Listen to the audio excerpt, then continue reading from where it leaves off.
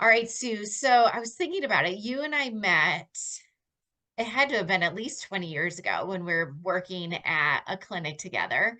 And ironically, it must not have been that long after your autism diagnosis, since you were diagnosed at 50 and you're 77 now. So Mm. I loved working next to you and always learning so much from you in those years that you were working as an occupational therapy and I'm a speech therapist.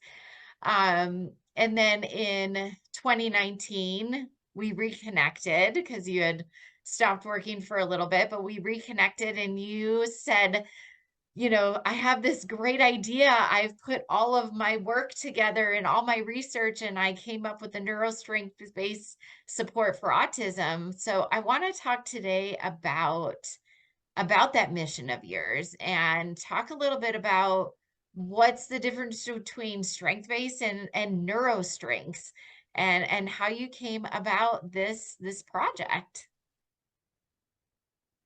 It's always been my passion, as I think it's a common thing. Everyone wants to feel they're understood and valued. Um, and I didn't grow up feeling that I was at all understood. I was valued, but I was only valued when I did what other people wanted or expected. And that only made me angry and infuriated, because that's no one was willing to look at who I was and how I felt about things. That if it wasn't consistent with their feelings and thoughts. So it didn't take me very long, once I became an occupational therapist, or even in high school, to realize that the brain is what controls your emotions, your thoughts, um, your desires, your ability to connect and understand. And so that became my passion, is to understand. And as an OT, the first area I went into was psychiatry, to better understand how emotions drive the way people think and what they do. And that's a very powerful thing. But then I also began to realize the physical challenges that I was facing, as far as coordinating breathing and swallowing when I'm talking. I get run out of air because I'm not coordinating it very well. Um, and even physically, I've always been a klutz as a kid, and so then I started looking at the motor component issues, and then of course sensory. First thing I went into was the sensory processing issues, because yes, any I'm sorry, I still yell at my dog every morning when he's licking himself. I cannot stand that sound. It's not just loud, sudden sounds, it's certain pitches that absolutely can drive me bananas. So I went in and specialized in sensory processing disorders.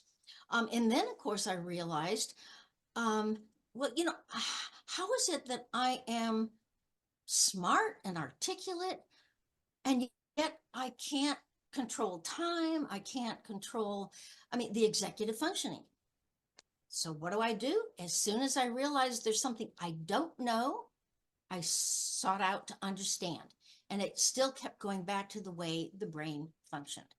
And this is why, yes, you can say building on strengths. Now, number one,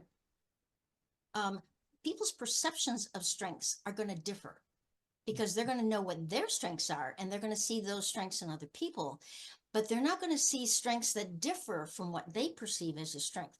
So strength based is all based on perception, of what someone likes, which is fine. And yes, I like that object, so that's a strength. And I like doing this, swinging in a swing, so yes, that's a strength. But they're still using it, what I call, they're not using it by understanding the individual. They're using it as motivational tools to get them to do what they want them to do or expect them to do. Mhm. I want people to understand the fact that we are neurologically different. Our brains may look the same, but they don't function the same way. And so I've delved into research to look at what research over the past 2 decades has come up with. Yes, research has been trying to find out what's wrong with our brain so they can fix it. I'm looking at it from, okay, let's use this knowledge to say, honor and respect how our brain works differently so that you can teach us the way we learn, not teach us the way you know how to teach, which may not be the way we understand and are able to learn. And then we get blamed for not learning or not using what you've taught us because we don't understand it from our perspective. And everyone has a perspective that comes from the way they think and how they feel. And where does that come? The brain. What your brain is capable of doing, all the information that's taken in and consolidated has to do with how you feel, think, and do things. So if we don't understand the autistic brain and how it functions differently, how are we going to adapt in order to be able to support them in becoming the very best person they can be, which will be an autistic person? We're not going to outgrow who we are. I'm 77 and I haven't outgrown it yet. And I'm not about to.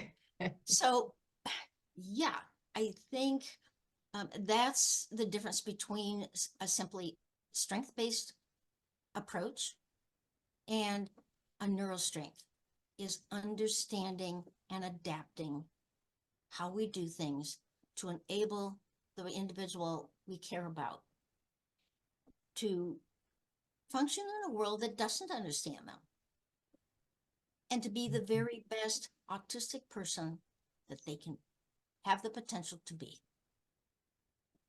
Awesome. Well, I'm glad you have that passion of understanding the brain because I think all of this wouldn't have come together as beautifully as it has if you didn't have that special interest. And I definitely feel passionate that we connected and are able to do this together. And I'm excited to continue to put all this information out to the world. And if anyone wants more information, go to www.makingsenseofautism.com.